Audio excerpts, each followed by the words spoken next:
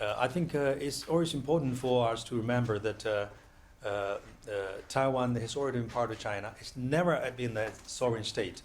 And unfortunately, some of the countries in the world are trying to mislead the world, mislead the public, including some of the politicians and scholars trying to mislead the Australian public, trying to say that Taiwan is a state, is a sovereign state. And China's efforts is to annex or take over by force a sovereign state. Absolutely unfounded. That's against the basic knowledge, the basic facts of history. It's 1 billion people, Chinese people, are looking eagerly to see complete reunification of our motherland, including for Taiwan to come back to the motherland. That is the determination. It's never to be challenged. We will make our utmost efforts for a peaceful reunification. But at the same time, it's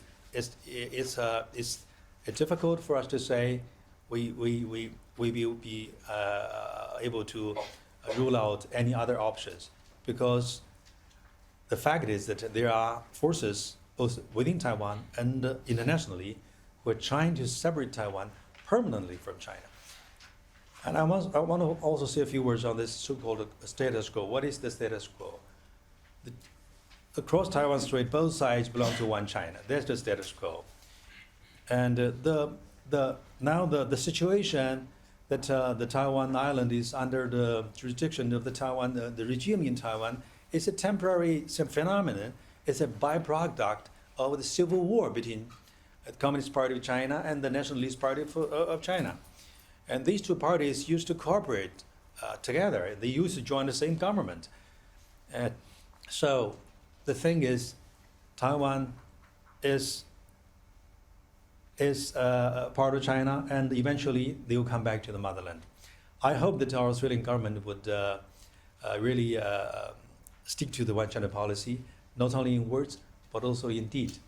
I also look forward to our Australian friends and other international community who have diplomatic relations with China, that they will not only stick to the one China policy, but also to support China's unification.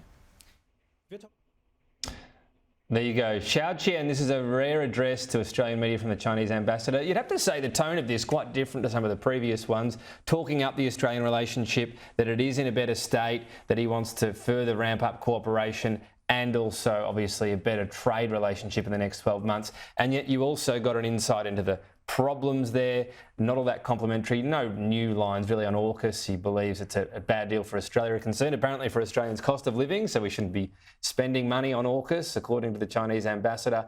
And also, look, relatively critical of the Quad, but also saying he doesn't see outside things happening like that as affecting the relationship. He did say both sides are working on a trip for the Australian Prime Minister Anthony Albanese to visit China, quote, as soon as possible.